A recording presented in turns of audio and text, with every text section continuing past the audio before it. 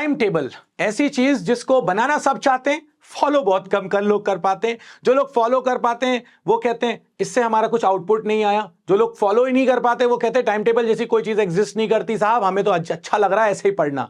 नहीं, हम लोग कुछ मिस्टेक्स करते हैं। हम लोगों को कुछ चीजें करनी चाहिए, कुछ चीजें नहीं करनी चाहिए, और क्या हम करें ताकि हम इसको फॉलो कर पाएं, ये सारी चीजें आपको इस वीडियो में मिलेंगी। इसलिए ये पूरा वीडियो देखना बहुत ज्यादा जरूरी है। सबसे पहली बात अपन करेंगे मिस्टेक्स के ऊपर दोस्तों। सबसे पहली मिस्टेक अपन क्या करते हैं? सबसे पहली मिस्टेक अपन करते हैं, हम अपने आप को ही नहीं जानते। यार मुझे इस टाइम पे कंफर्टेबल है तो मैं इसी टाइम पे पढ़ूंगा। मैं नहीं, पापा ने बोला है सुबह 4 बजे से उठ के पढ़ो। भैया हाथ जोड़कर रिक्वेस्ट है, सुबह 4 बजे आपसे बोला है, और अगर नहीं उठते बन रही है ना तो अपने बच्चे को पढ़ने दो रात को। उसको रात को अच्छा लग रहा है, वो नाइट बॉय है, नाइट गर्ल है, भैया नाइट है उसको तो अच्छा लगता है ना। डे टाइम पढ़ना अच्छा लगता है, डे टाइम की बात करो। नाइट टाइम में पढ़ना अच्छा लगता है, पढ़ो, बट किसी भी टाइम पर पढ़ो। पढ़ना ज्यादा जरूरी है, आगे बढ़ना ज्यादा जरूरी है, टाइमिंग इतनी ज्यादा जरूरी नहीं है। तो आप डे पर्सन है कि नाइट पर्सन है, आइडेंटिफाई करो। हो सकता है आप दिन में बहुत अच्छे हैं, हो सकता है आप रात में बहुत अच्छे हैं। जिस टाइम पर आप कंफर्टेबल है पढ़ो उस टाइम पर। दूसरी चीज अपने पास जो आती है वो आती है रेस्ट। भाई सब लोगों को लगता है ना एक बार में हम सीधे सीधे एवरेस्ट चढ़ जाएंगे। अरे यार एवरेस्ट कैसे चढ़ जाएंगे? चढ़ने के लिए एक एक स्टेप चलनी पड़ेगी ना। हम लोगों को तब तक सरवाइव भी तो करना पड़ेगा। अपन ने कहा कि नहीं यार मैं आज पूरे 24 घंटे पढ़ लेता हूं, पढ़ लोगे, बिल्कुल पढ़ लोगे, कोई दिक्कत नहीं है। अगला दिन शायद थोड़े बहुत ढीले ढाले तरीके से पढ़ डालोगे, तीसरे दिन ऐसा नहीं होने वाला दोस्तों। अगर आपने शेड्यूल बना लिया है, आपको 6 to 8 आवर, ये ऊपर वाला जो दिमाग है ना इसको रेस्ट देना बहुत ज्यादा जरूरी है। तभी आपकी रिटेंशन पावर जो है वो बनी रहेगी। नहीं तो चीजें पढ़ोगे तो मगर याद नहीं रहेंगी। तो 6 to 8 आवर की नैप, डे पर्सन हो नाइट पर्सन हो, अपने हिसाब से डिसाइड करो कि मुझे 6 to 8 आवर कब चाहिए सोने के, और उनको फिक्स करो। इसके बाद हमारे पास आता है 1 सब्जेक्ट रूल। इसमें तो मैं कहूंगा यार पता नहीं कितने वीडियोस हैं जो कहते हैं अरे यार तुम केमिस्ट्री में वीक हो, 4 दिन पढ़ डालो केमिस्ट्री। बिल्कुल गलती से भी मत पढ़ना। 1 सब्जेक्ट रूल कंप्लीटली गलत है। अगर आप एक ही खाने को 8 दिन तक खाएंगे तो आपको उस खाने से नफरत हो जाएगी। अपने दिमाग को एक ही सब्जेक्ट देते रहोगे, बाकी सब्जेक्ट से वीक हो जाओगे, बाकी सब्जेक्ट से दूर भागने लगोगे, डर बढ़ जाएगा, कम नहीं होगा दोस्तों। तो इसीलिए 1 सब्जेक्ट रूल कभी भी फॉलो मत करो। तो अगर हमारे लिए डूज और डोंट्स देखे जाएं तो क्या है? तो यार देखो सबसे पहली चीज जो ध्यान रखनी है वो है प्रायोरिटी। अपने आप को यह देखो कि मेरा यह सब्जेक्ट वीक है, मुझे इसको टाइम देना है। कौन सा टाइम देना है? वो आपका एक्टिव टाइम होना चाहिए। सपोज करिए मुझे रिएक्शंस याद करनी है, मैं इस टाइम में उठते से ही बहुत एक्टिव रहता हूं, मैं उस टाइम पर रिएक्शंस याद करूंगा। मैं थोड़ा सा डल हो जाता हूं, यार इस समय दिन का टाइम है जिस टाइम पे मैं थोड़ा सा डल रहता हूं, नींद सी आ रही होती है, बट मुझे पढ़ना है, कोई बात नहीं, मैं मैथ्स के क्वेश्चंस करने लग जाऊंगा। मैंने जो कॉन्सेप्ट पढ़ लिए उनकी प्रैक्टिस करना स्टार्ट कर दूंगा मैं। तो इस तरह से प्रायोरिटी सेट करो कि इस टाइम पर क्या पढ़ना है, कौन से सब्जेक्ट से शुरुआत करनी है, किस तरह से दिन का एंड करना है। इसके बाद दूसरा अपने पास आता है leave your comfort zone. Comfort zone को मतलब है कि भैया मेरे को ना पलंग पे पढ़ना अच्छा लगता है तो मैंने ऐसे पलंग पे पढ़ के सो रहा हूं। अरे यार ऐसा नहीं चलता। मैं एक कमरे में रहा हूं और उस 10 बाय 10 के कमरे में ही हमारा किचन होता था, हमारा बेड होता था, मम्मी की सिलाई मशीन होती थी। सिलाई मशीन जो थी ना वो मेरी स्टडी टेबल हुआ करती थी दोस्तों। सिलेंडर जो है ना वो मेरे लिए चेयर हुआ करता था जिस पर मैं बैठता था, और टॉर्च होती थी वो मेरा नाइट लैंप होता था जिससे मैं रात को पढ़ता था। मैं रात को पढ़ता था, बिल्कुल पढ़ता था, सुबह भी उठ जाता था, वो एक अलग बात है। बट आपका रूटीन में अगर नहीं हो पा रहा है सेट तो कोई दिक्कत नहीं है उस चीज को, मगर कंफर्ट जोन को छोड़ना पड़ेगा। मैं पलंग पे सोते सोते, कई लोग रात को लेटे लेटे पढ़ रहे होते हैं और मुंह पे किताब होती है, और सुबह उठते हैं तो देखते हैं मुंह पे किताब थी, या मम्मा ने रात को किताब हटाई। वो नींद आपको इसलिए आई क्योंकि आपने अपने आप को इतना कंफर्ट कर दिया था। भाई अगर हमें लगेगा ना जैसे कि पाकिस्तान जिम्बाब्वे से हार गई, क्यों? क्योंकि जिम्बाब्वे हम तो हरा देंगे, हम अपने कंफर्ट जोन में चले गए। जैसे ही आप कंफर्ट जोन में गए आपकी वीकनेसेस सामने आ जाती हैं, आप अपनी 100% इफिशिएंसी नहीं दे पाते हो। तो इसीलिए अपनी स्टडी टेबल पर बैठो और नाइट लैंप भी लगाओ। उसका रीजन यह है कि जब आपको सिर्फ वही चीज दिखेगी तो आप ना फिर इधर उधर डिस्ट्रैक्ट नहीं होगे। इसके बाद अपने पास आता है स्टडी इन्वायरमेंट। यार इसके लिए तो मैं तुमसे सीधी सीधी बात ये कहूंगा, जो आपसे कहते हैं कि आओ 8-10 लोग मिलकर अपन ग्रुप स्टडी करते हैं, वो झूठ बोल रहे हैं। बातें करने के लिए बुला रहे हैं और उन्हें पूरी तरह से पढ़ लिया है। वो तुम्हारी क्लास के चतुर हैं।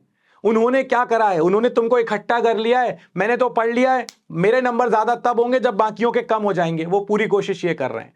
आपके हाथ में मोबाइल है, आपके पास मोबाइल साइड में रखा हुआ है, मोबाइल आपका बहुत बड़ा डिस्ट्रैक्शन है, तो इन्वायरमेंट जब अपना क्रिएट करो, मोबाइल और इन सारी चीजों को साइड में कर दो। अगर साइड में कर दोगे तो तुम्हारा जो इन्वायरमेंट है वो सिर्फ पढ़ने के लिए बचेगा और कुछ नहीं होगा। इसके बाद अब आता है अपन बाबा जी के बूटी सेक्शन में।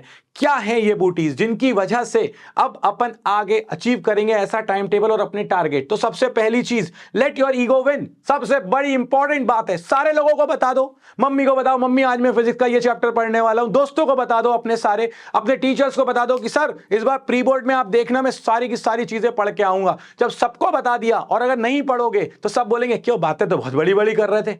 क्या हर्ट होगा? आपका ईगो। और अगर आपका ईगो हर्ट हुआ कुछ भी करने का, बस मेरे ईगो को हर्ट नहीं करने का, आप पढ़ाई करोगे, आप अपनी साइड से ज्यादा एफर्ट्स दोगे। क्यों? क्योंकि अब डर है, क्योंकि लोग कहेंगे अरे पढ़ लेता है यार थोड़ा सा। अगर बात करें अपन रीड्राफ्ट की, रीड्राफ्ट, रीडिजाइन, ये सब आपके लिए टाइम टेबल के हिसाब से रिवीजन के लिए है। भाई आपको ये देखना पड़ेगा, आगे तो आप बढ़ रहे हो मगर क्या आपने पुरानी चीजों को एक बार रिवाइज किया? तो इसीलिए पुरानी चीजों को रिवाइज करना बहुत ज्यादा जरूरी है।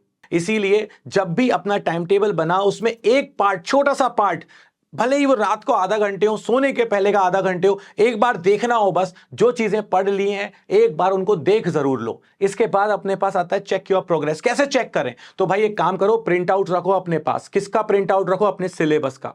जिस चीज में आप कंफर्ट हो उस चीज को ग्रीन कलर से कर दो, बाकी चीजों को रहने दो, वो आपका रेड जोन है। जैसे जैसे जैसे जैसे आप उन डिफिकल्ट जोन को पढ़ोगे, ज्यादा टाइम दोगे, प्रायोरिटाइज करोगे उन सब चीजों को, तो उससे फायदा क्या होगा? उससे फायदा यह होगा कि आप उसको ग्रीन करते चले जाओगे। जब आप खुद से देखोगे उस चीज को तो आपको समझ में आ जाएगा कि यार बढ़िया यार, मेरा पहले रेड जोन बड़ा था, अब मेरा रेड जोन बहुत कम हो गया है। अपनी खुद की प्रोग्रेस खुद चेक करोगे। इसके बाद अपने पास नेक्स्ट आता है वीक सब्जेक्ट। भाई वीक सब्जेक्ट का मैंने अभी तुमको ये चीज बताई। अगर मेरा वीक सब्जेक्ट है तो मैं उसके लिए क्या तरीका अपना सकता हूं? तो भाई चिट बनाओ। ये वो चीटिंग वाली चिट नहीं है, ये चिट है ना। मैं ना वॉशरूम में भी अपने सामने ऐसी चिट्स लगा देता था केमिस्ट्री की रिएक्शंस की। क्यों? क्योंकि मुझे दिक्कत होती थी, मुझे याद नहीं होता था। तो अपने पास अपन को कुछ इनोवेटिव रास्ते निकालने पड़ते हैं चीजों के।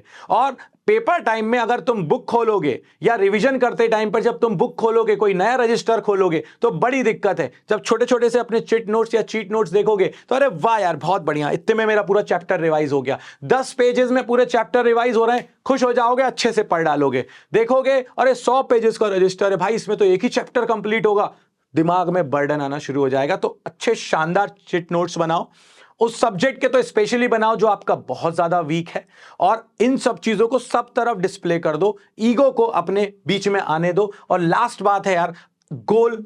और मैं इसमें एक चीज और ऐड करता हूं, मोटिवेशन। आपकी सामने वाली वॉल पर होना चाहिए 2 चीजें, एक मोटिवेशन, दूसरा आपका टारगेट या गोल।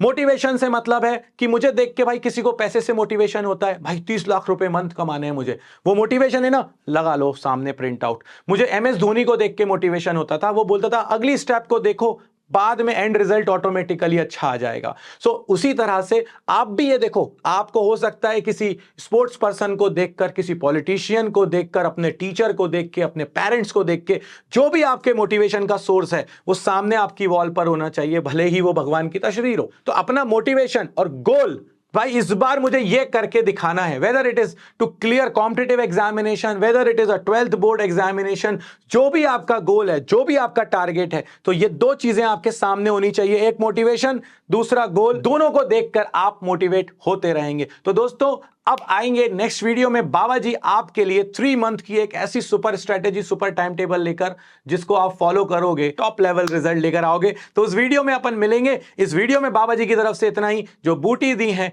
जो मिस्टेक्स बताई हैं, जो डूज एंड डोंट्स बताए हैं, ध्यान रखना उन सब चीजों का, टाइम टेबल तो फॉलो होकर रहेगा। मिलते हैं नेक्स्ट वीडियो में, तब तक के लिए बाबा जी की तरफ से जय हो।